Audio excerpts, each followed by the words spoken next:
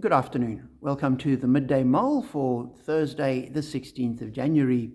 Working our way through Matthew's Gospel, we read chapter 16 today. It begins with Jesus having a set to or an altercation with the Pharisees and Sadducees.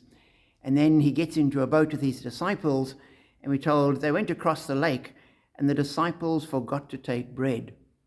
Be careful, Jesus said to them, be on your guard against the yeast of the Pharisees and Sadducees.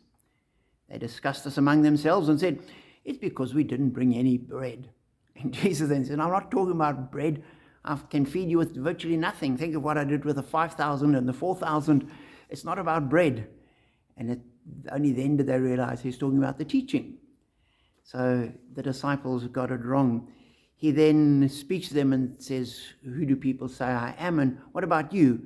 And Peter answers, you are the Messiah, the Son of the living God. And at that point, Jesus then begins to speak about the implications. And he says that he's going to go to Jerusalem. He will be arrested and put to death and then raised to life. In verse 22, Peter took him aside and began to rebuke him. Never, Lord, he said, this will never happen to you.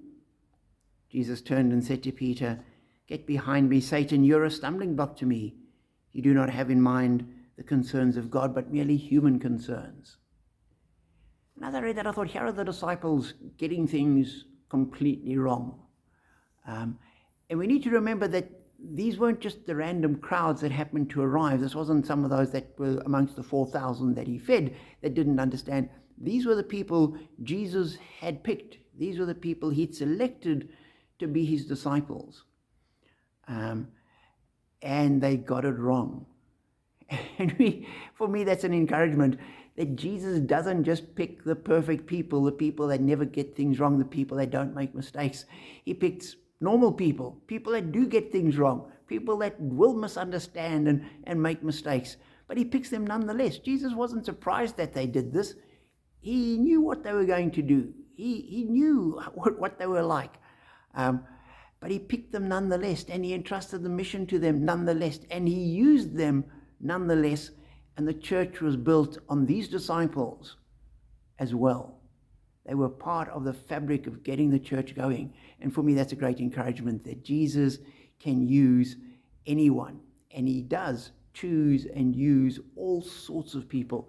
So we mustn't be too judgmental of other people, and we must also be encouraged for ourselves, that it's not about how wonderful we are or how good we are or how much we know or how few mistakes we make.